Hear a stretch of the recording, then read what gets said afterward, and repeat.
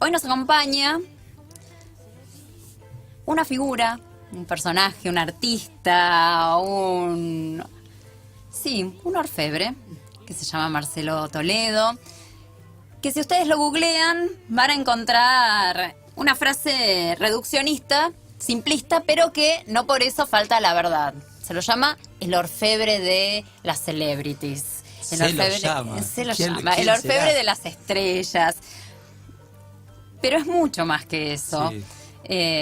Incluido en una historia de vida y de trabajo que en unas pocas décadas lo ha posicionado como realmente un artesano de un arte y oficio, un cultor de un arte y oficio que no vamos a decir que está en extinción, pero tampoco son tantos los que lo ejercen aquí en nuestro país, y con la pasión, la precisión, el compromiso y también la ambición de Marcelo Toledo. Así que sin más preámbulos vamos a darle la bienvenida. ¿Cómo estás, Marcelo? Bien, muy bien. Muchas gracias por invitarme y poder estar acá.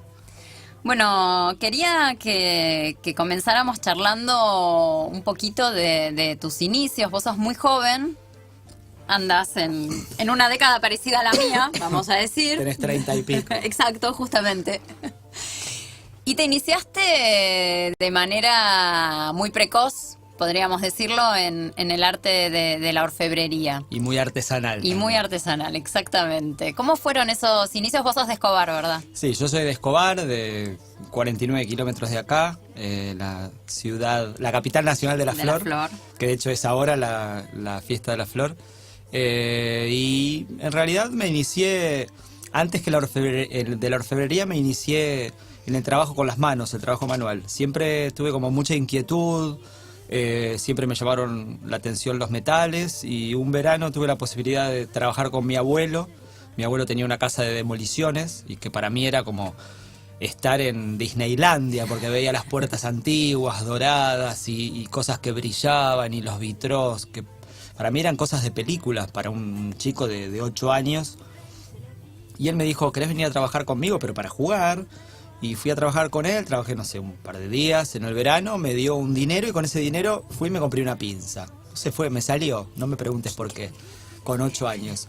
Y así fue como que empecé, doblando alambres, doblando cables de Entel. Iba a Entel a pedir los cables de colores, mis tías me traían collares rotos y yo se los enhebraba. Empecé como un juego. Doblando alambres, enhebrando cuentas, mostacillas. Era muy chico y sí, ya a los 12 años sentía que todo lo que podía hacer sin aprender de nadie como autodidacta lo había de alguna manera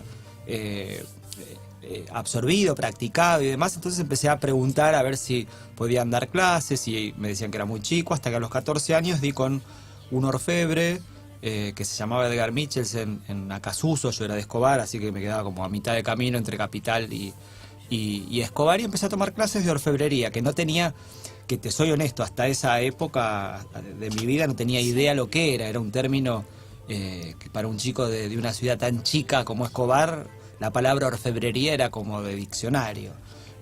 Así que bueno, así empecé, como curioso, y llegué a ese taller a tomar clases. ¿Y cuándo te diste cuenta o tomaste la decisión de que ese hobby se transformara en un medio de vida? Mira, no sé si tomé la decisión, creo que se fue dando porque vengo de una familia como de clase media, tradicional. Mi papá trabajaba, mi mamá era ama de casa, éramos 6 hermanos, era como una familia bien constituida, pero no era ninguna familia patricia ni demás, y todo el mundo sabía que terminaba el secundario y tenía que ir a la universidad a buscar una profesión, algo que le gustara. Y yo veía que había cosas que me gustaban, pero nada me cerraba del todo. Entonces, paralelamente, antes de terminar el secundario, empecé a estudiar teatro porque realmente me gustaba. Terminé el secundario, empecé en la UBA a tomar clases de psicología, porque decía, bueno, quiero ser orfebre, pero como de eso no puedo vivir porque es un hobby, me voy a dedicar a tener una profesión. Hasta que un día me di cuenta que iba a estar 8 o 10 años estudiando para algo que no me gustaba del todo. Y nada, seguí con el teatro, que realmente me apasionaba. empecé a estudiar en el conservatorio, con Agustín Aleso, etcétera, y paralelamente seguía con la orfebrería. Me puse un taller muy chiquito en mi primer departamento, abajo del calefón, era como un lavadero muy chiquito, me puse una mesa y empecé a trabajar y conseguí un puesto en una feria, en la feria de Caminito. Empecé a vender cosas muy económicas, eran anillos, creo que valían $1 en esa época, hace muchos años atrás. Y así empecé, hasta que un día, no sé si me di cuenta, pero un día me vi absorbido por pedidos y por encargos, y se empezaron a dar una serie de cosas que dije, bueno, creo que es por acá. Pero no sé si algún día tomé la decisión de dejo todo y me dedico a esto. Creo que se fue dando. ¿Cuál fue el momento, digamos, o a través de qué pieza o de qué encargo vos sentís que ahí diste un cambio de escala y te hiciste cargo de algún modo de que eso no era un hobby ni un medio para llegar a fin de mes, sino que podía ser lo que es hoy tu profesión? Mira, pasaron varias cosas.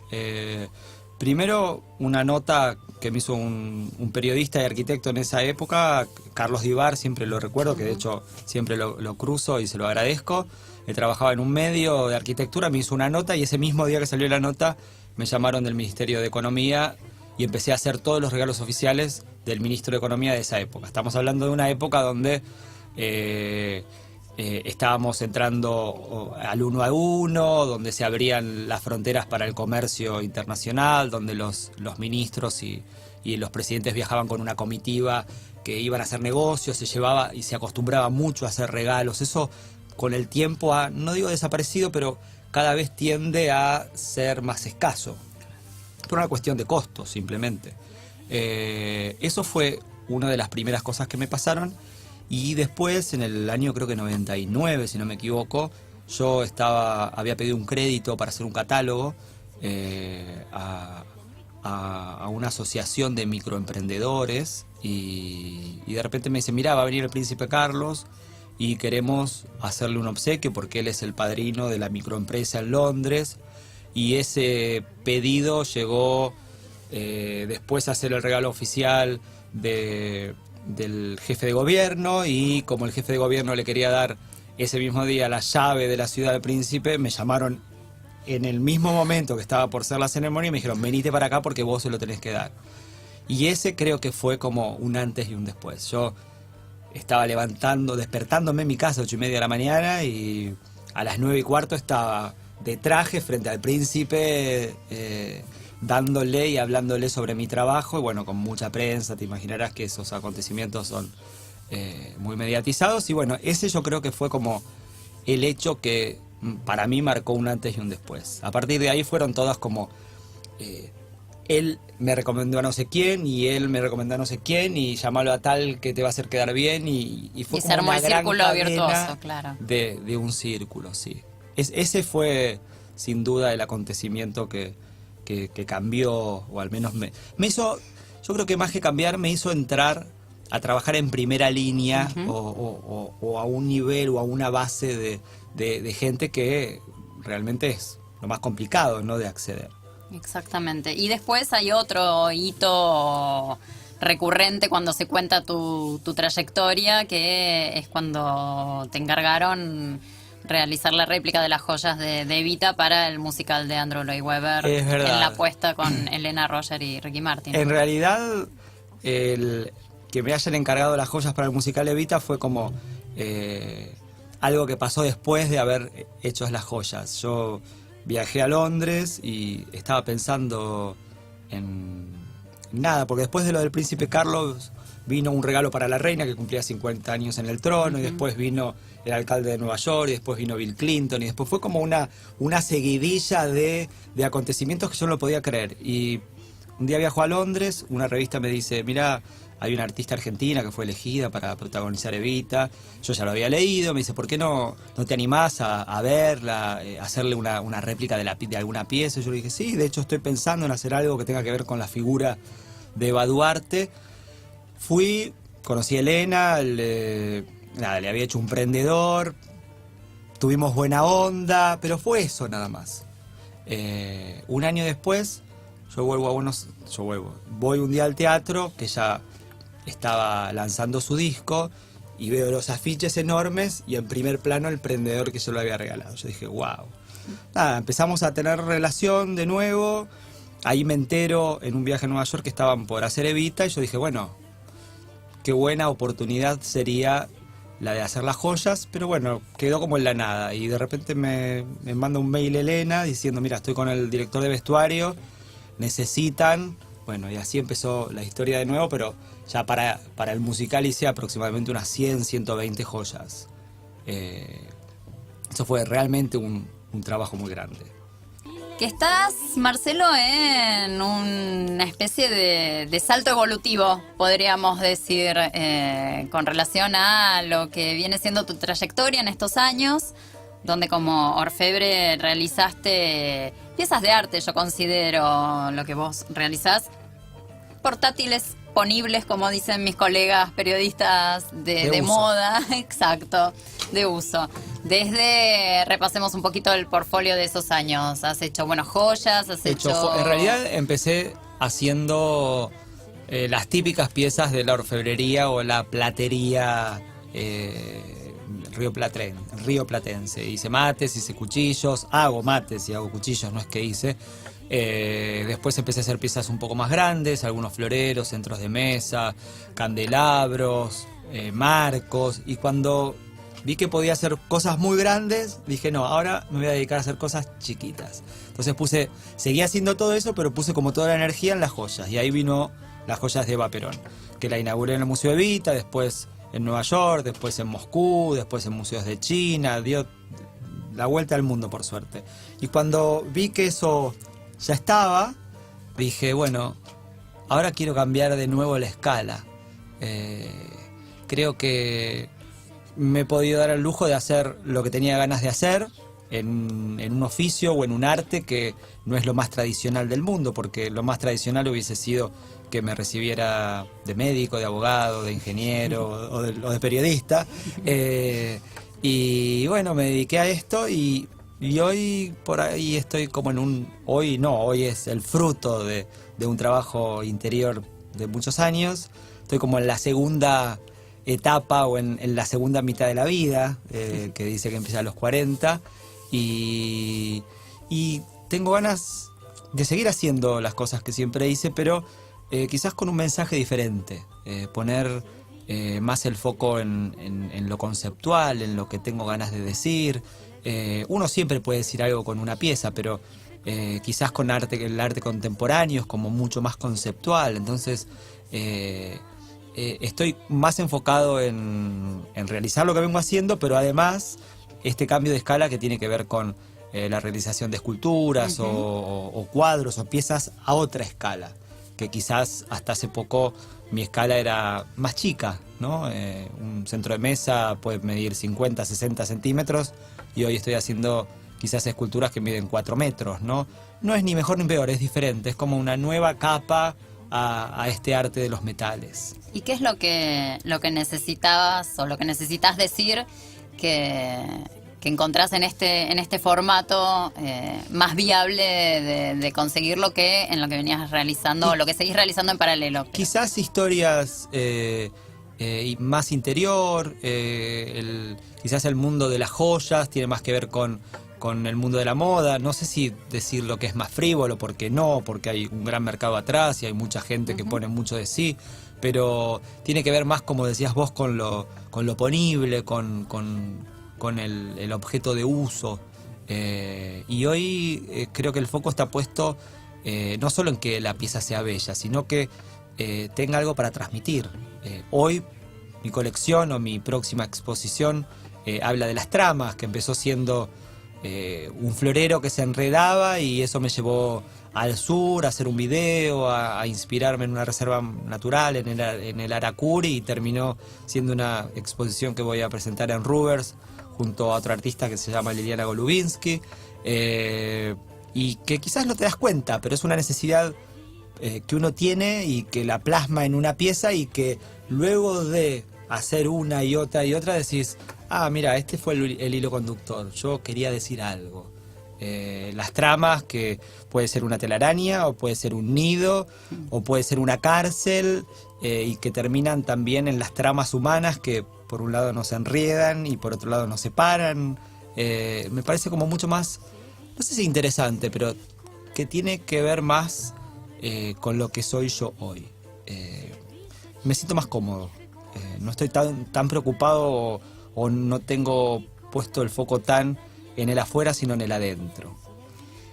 Es inevitable pensar que, sin ánimo alguno de convertir esta charla en una terapia, pero pensar que bueno, que hay también un cambio seguramente en tu vínculo con el concepto del tiempo. Total. También por el recorrido que llevas como artista, por la edad que tenés y que comparto. Estamos como en un momento de quiebre y de selección. Hay cosas que ya conseguimos y otras que ya sabemos que no, y hacemos las paces con relación a eso. Y también pensaba puntualmente en el caso de las joyas. Tan atado al mundo de la moda. Sí, pero tan atado al mundo de la moda, es la tendencia, es lo que se usó ahora y ya después no, y queda olvidado. En cambio, intuyo que estas esculturas y estas nuevas piezas que vos abordás tienen que ver con, bueno, una búsqueda así de trascendencia, exacto. Sí. Y también creo que tiene que ver, a veces es muy pedante decirlo, pero cuando uno se mete, yo hoy hablábamos en un café y te decía que era muy ambicioso, cuando uno se pone metas y ve que, no porque sí, sino que con trabajo, con esfuerzo, con ir todos los días al taller, las consigue o tiene las herramientas para llegar a conseguirlas. Una vez que las conseguiste, tenés dos posibilidades, o quedarte a disfrutar y regodearte en mirar el éxito que conseguí, o decir, bueno, ya conseguí esto, ahora ¿qué puedo hacer con esto? Y creo que tiene que ver un poco más por ahí, ¿no? Gracias a Dios, gracias creo que también a mi esfuerzo, he conseguido, te diría, casi todo lo que he querido, a nivel profesional hablo, ¿no? En este oficio. Y nada, me parecía que tenía que proponerme a mí mismo, porque antes estaba como muy preocupado por demostrar, no sé a quién, que podía, o demostrar que podía llegar a tal cosa, o demostrar que... Y ahora al único que le tengo que demostrar es a mí, entonces quizás por eso está tan el foco puesto para adentro. Y además para correr ya están todos los demás, es lo que hablábamos hoy de la foto en el segundo, en el Instagram, y cualquier cosa que hagas hoy, mañana ya es tarde. Entonces hagamos algo que realmente sirva, que quede, que el día de mañana alguien se pare frente a ese objeto o esa pieza y diga, ah, mira, esta persona tuvo una búsqueda, vino por acá. Uno a veces está frente a una obra y no sabe por qué le gusta. Exacto. Pero te atrae, vos decís, ese tajo en una tela me atrae. ¿Qué te atrae? Y es la conexión que vos tenés con el artista que la hizo. Y seguramente vivencias del artista tienen que ver con vivencias tuyas, o cosas que el artista quiso transmitir a través de ese tajo, tienen que ver con algo. Claro. Y me parece que, al menos en mí, ese es el camino hoy. Les recuerdo que quiero hacer énfasis en la pronta exposición que va a abrir sus puertas el 5 de octubre. Tengo entendido, en Galería Rubers, y se va a extender hasta el 5 de noviembre. Se titula Algo estarán tramando. Exacto. Contame un poquito más cómo es el diálogo entre tus obras y Liliana Golubinsky. Mira, en realidad yo venía pensando esta muestra como por un lado. Yo estaba haciendo esta colección de piezas nuevas que tenían que ver con las tramas. Y con Liliana veníamos hablando y ella un día me dijo, ¿y qué te parece si mis personajes pueden dialogar con personajes en metal tuyo? Yo dije, qué buena idea. Y entonces hice un par de personajes y le gustaron y los plasmó en sus cuadros, hice otros personajes y empezamos a jugar en un ida y vuelta. Y esto, que empezó como una simple colaboración mía en obras suyas, terminó siendo una exposición en conjunto que estamos justamente por inaugurar en muy poco tiempo. Y también habla de eso, habla de cómo dos artistas pueden, quizás sin darse, porque aparte era, mirá, estuve pensando tal cosa, y ella me decía, no te puedo creer, los cuadros nuevos tienen que ver con eso. Y vos decís, ¿cómo puede ser? Y sin darte cuenta, y en el diálogo te das cuenta que te vas también entramando Sí, con el otro. Exacto, esa Y tus pensamientos o tus ideas o tus ganas de contar tienen que ver con lo que en ese momento está queriendo contar la otra persona. Y la verdad que salió... está saliendo porque estamos en plena culminación, terminando piezas, cosas muy muy lindas. Marcelo, ¿tenés ahí en las manos simbólicamente las tijeras para hacer el corte de cinta e inaugurar tu Open Studio la semana próxima, verdad? La realidad no corta cintas, como dijo la gobernadora el otro día. Sí, en realidad es algo muy muy reciente, que tiene que ver justamente con este cambio del que venimos hablando. Yo estaba en un taller muy lindo, pero bueno, realizar esculturas a gran escala no es lo mismo que hacer una joya, entonces necesitaba un lugar como mucho más amplio. Y tuve la suerte de encontrar uno muy lindo y muy cerca, pero por una cuadra quedó dentro del Distrito de las Artes. Entonces vamos a inaugurar este nuevo taller, que va a ser un taller que por medio de un circuito turístico y artístico a pie va a unir el Distrito de las Artes con el casco histórico de San Telmo. O sea, es decir, desde mi taller hasta mi galería, que está frente a la Plaza Dorrego, estás uniendo estas dos partes de la ciudad. Así que estamos próximos a inaugurar eso. Y contame un poquito más del Open Studio. Digo, va a tener también un cambio en términos de el vínculo con quienes se acerquen a verte en acción o a ver tus colecciones, tus obras. ¿Cómo lo hice siempre. Yo, al estar en San Telmo, siempre tuve una relación muy directa con el turista y con las agencias de turismo y con los hoteles. Entonces todo el tiempo te mandan gente que no solo quieren ver piezas, sino que quieren como ver el detrás de escena, la cocina de cómo se trabaja. Entonces, desde hace ya varios años que tengo como una actividad que se llama Silver Experience, que es, venían turistas y le mostraba cómo se trabajaba, y de hecho el turista se sentaba y aprendía a dar un par de martillazos y demás. Y ahora vamos a hacer algo similar, pero que ya no va a ser Silver, sino que va a ser más Metal Experience, con esta particularidad. Y además vengo trabajando con Anabela Weber, una persona que me está ayudando mucho en los últimos meses y años, y estuvimos como redescubriendo un montón de cosas de la zona, investigando cosas de la zona. Y, por ejemplo, mi galería empiezo al revés. En el transcurso de este circuito pasamos por el Museo de Arte Contemporáneo y el Museo de Arte Moderno. El Museo de Arte Moderno está en San Juan y la calle Defensa, donde empieza de alguna manera San Telmo, la feria de San Telmo y todo lo que pasa allí. El museo está donde era la fábrica Nobleza Picardo, la fábrica de cigarrillos. Y mi galería está en el Palacio Nobleza Picardo, donde vivía la familia Nobleza Picardo. Entonces, un día sin darnos cuenta, yo escucho la historia y yo digo, pero si mi galería está en el Palacio Nobleza Picardo. O sea, es verdad, la familia de Nobleza Picardo vivía acá porque les quedaba una cuadra la fábrica. Entonces, sin darte cuenta, viste estas coincidencias que también las tramas. Exactamente. Sí. Exactamente. No sigamos hablando porque andás a ver las tramas que tenemos vos y yo. Hablando de esos hilos conductores, digamos, en esta etapa que vos estás mostrando, pero que venís experimentando, investigando, que tiene que ver con el cambio de escala, con tus esculturas también hubo un cambio en cuanto al material, a los materiales con los que trabajás. Sí.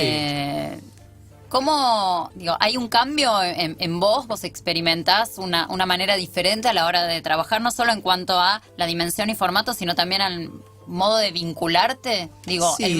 Cada material te vincula de otra manera. ¿Te pega en algún lugar distinto? Sobre todo cuando trabajas con materiales o metales preciosos. El cuidado no es solo en el cuidado de la pieza, sino que vos, imagínate, trabajas con oro, que el oro, no sé, vale 30, 40, 50 dólares el gramo.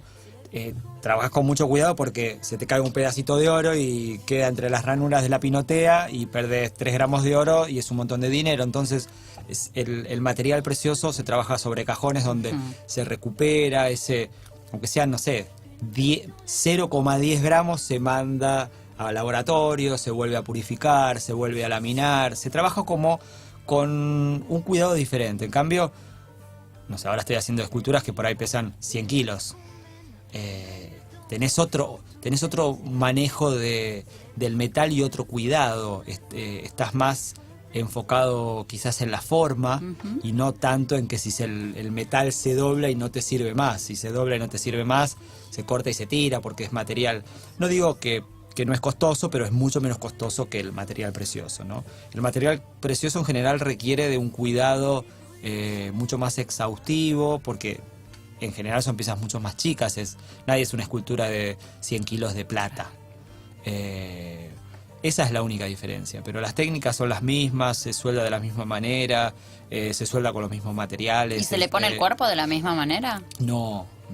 Una cosa es estar sentado frente a una mesa con un cajoncito y con una lima en la mano o cincelando una pieza chica, que estar haciendo una pieza colgado, no sé, de un arnés o con 2 ayudantes que te tienen el soldador. No es lo mismo. Pones mucho más el cuerpo.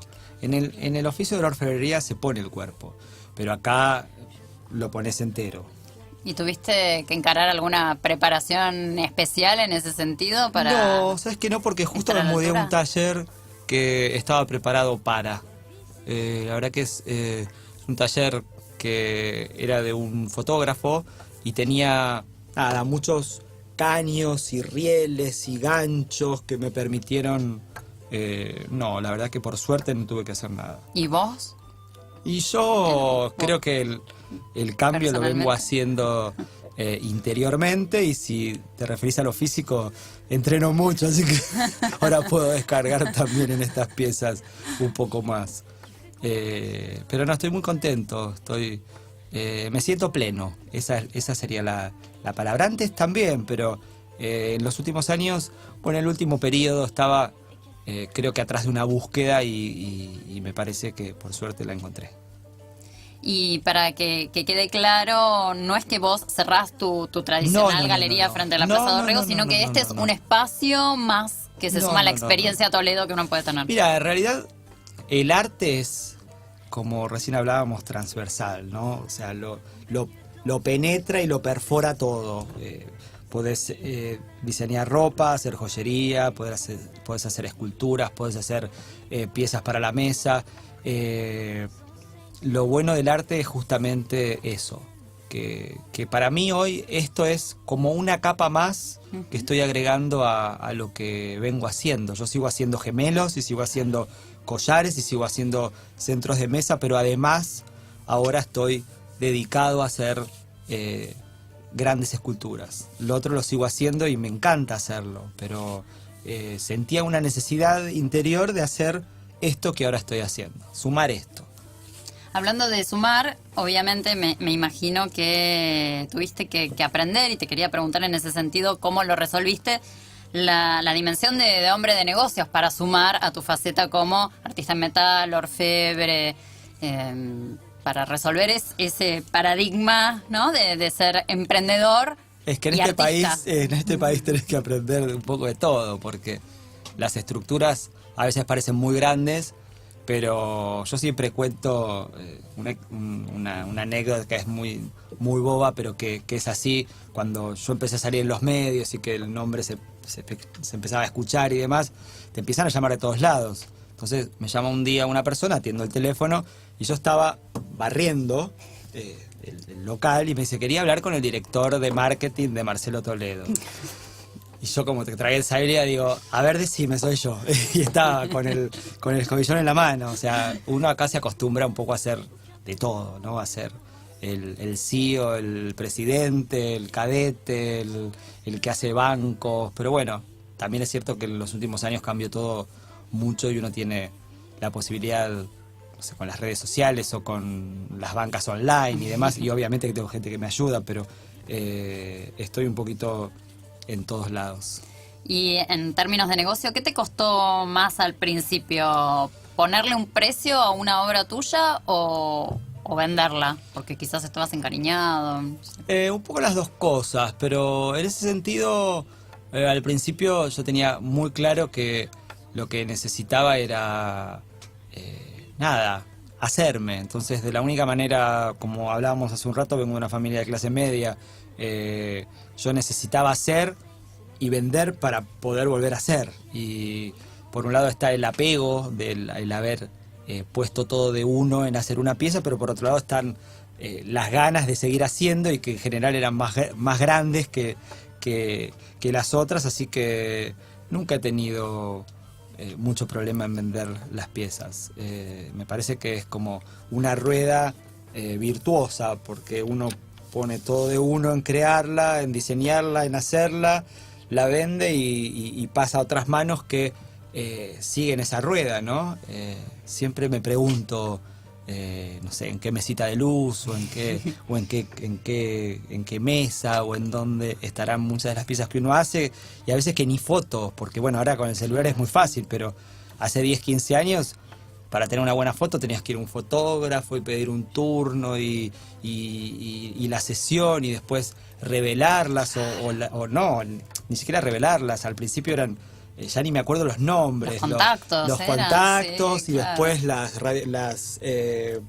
esos contactos de 9x9 o 6x6 y los disquetes y los, ¿viste? Son palabras que ya aparecen de la prehistoria. Hoy en día es como mucho más fácil, ¿no? Uno, aunque no tenga la mejor foto, la tiene en su celular, por suerte.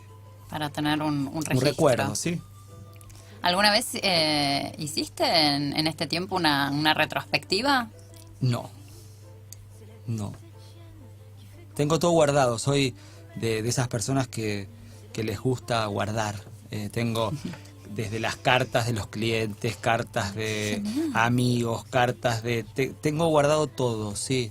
Los sobres de, no sé, las primeras cartas que me mandó el Papa o la Reina o el Príncipe Carlos o el alcalde de Nueva York. Tengo todo, eso sí lo tengo y lo guardo como en un archivo personal. No es que tengo un gran archivo, pero sí, tengo el primer catálogo. Me acuerdo, mi mejor amigo es diseñador gráfico y el primer catálogo me lo hizo él y me lo regaló para mi cumpleaños. E hicimos 20 catálogos en papel reciclado, ¿viste? Ese papel que tenía como, no sé, como pedacitos de cosas adentro y era, obviamente, hoy lo miro y era una fotocopia en un papel. Claro. Y para mí cuando lo vi en mi mano era como, no sé, ver la mejor edición de Taschen, de tapadura, y era una hoja doblada, ¿no? Pero era tu nombre con una pieza que vos habías hecho, y era como, no sé, sentirte importante, ¿entendés? Ya estabas en un papel impreso, como que ibas a perdurar y uno, lo tengo todavía eso, ¿no? Y siempre con mi amigo decimos, ¿te acordás cuando él me dice, cuando yo te regalé tu primer catálogo? Y, sí, mucha agua bajo el puente, ¿no? Tenemos varias preguntas que dejaron nuestros oyentes y son, como siempre, mucho más creativos, ocurrentes y atinados que la conductora, así que este último bloque de charla lo van a guiar ellos. Arrancamos con Viviana de Palermo, que te pregunta, Marcelo, ¿cuáles son los materiales con los que más te gusta trabajar? Todos. En realidad, básicamente el metal, ¿no? También me gusta trabajar la madera, pero básicamente el metal y todos. El cobre, el bronce, la plata, el oro. Con el que menos he trabajado quizás ha sido el oro o las cantidades más chicas, ¿no? Pero los metales me gustan todos en general. ¿Hay alguno que sea como más ingrato a la hora de trabajar, en términos de que sea más rebelde o que sea más sucio, que te lastime más? ¿Sabes que no? Bueno, lastimar te lastiman todos, ensuciar, como verás, te ensucian todos. Pero no, el metal es muy maleable, o al menos así lo siento yo, ¿no? Pero no, me gustan todos. Muy bien. Claudia de Caballito, en tanto te consulta, ¿cómo se te ocurren los diseños? ¿En qué te inspiras? Y bueno, la inspiración nace un poco de por ahí lo que querés decir o un poco lo que querés contar. En su momento fue Evita, las ganas de contar a través de mis piezas la vida de esa mujer. En otro momento fue Mozart, en otro momento fue la primavera, o quizás piezas o motivos que sin darte cuenta siempre los ves repetidos en tus piezas. Yo trabajo mucho con las flores, con las hojas, con la naturaleza, pero en general hasta hace un tiempo trataba como de ponerme una inspiración como para no desconcentrarme tanto. Decía, bueno, este año voy a trabajar las flores. Seguía haciendo mates, cuchillos, todo lo que hago, pero con motivos más orgánicos hacia las flores. Otro año, no sé, las hojas. Y así cada año. Ahora no, ahora estoy trabajando más, como hablábamos, desde lo conceptual y lo que quiero decir a través de la pieza. Muy bien. Laura de Belgrano, Marcelo, quiere saber si hay algún diseño que hagas siempre, si detectaste algún patrón o gesto, te dice Laura, que repitas sin darte cuenta, sí, o al contrario, adrede. Más que un diseño sí, un diseño, te podría decir una flor, una hoja, siempre usé piezas donde entramaba el metal, sin darme cuenta. Y hoy esta nueva exposición tiene que ver con las tramas, sin darme cuenta, mira. Ahora, ¿era Laura? No me acuerdo. Sí, bueno, Laura de Belgrano. Laura me hizo dar cuenta.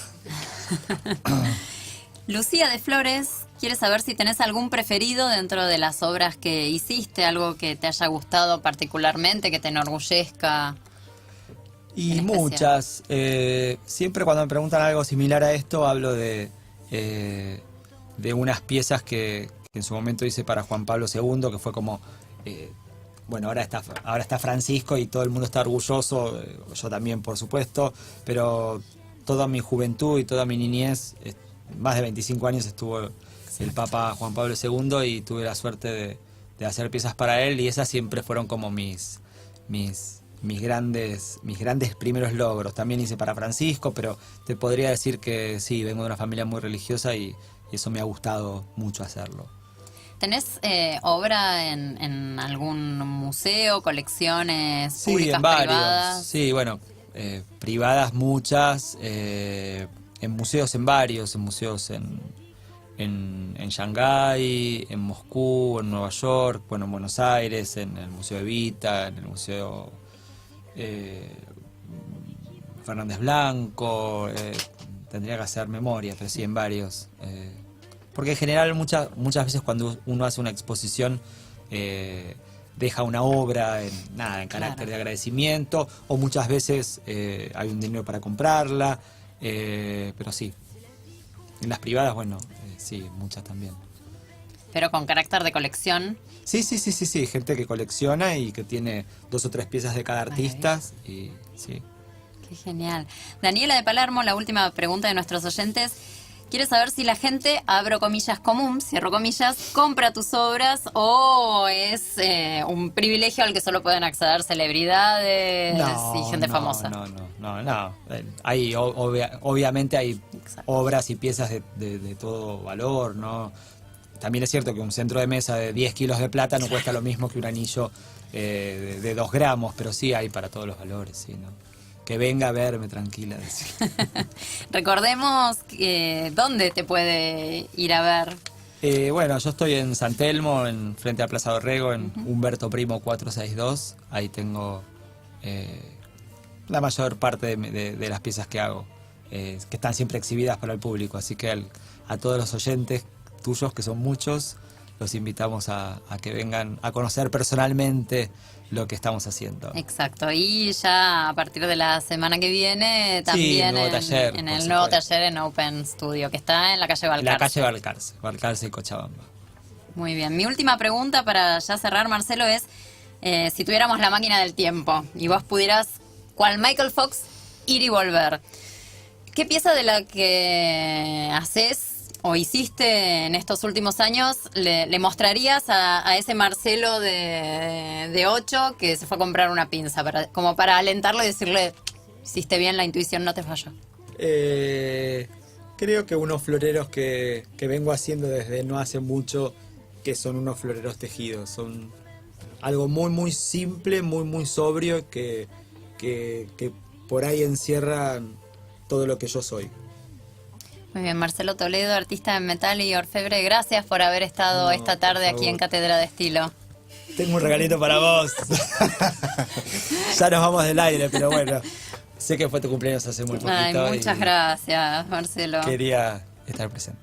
Gracias. No, gracias a vos por invitarme. Me sentí muy cómodo. Me alegro mucho y gracias a vos por ser un interlocutor, un entrevistado tan sincero.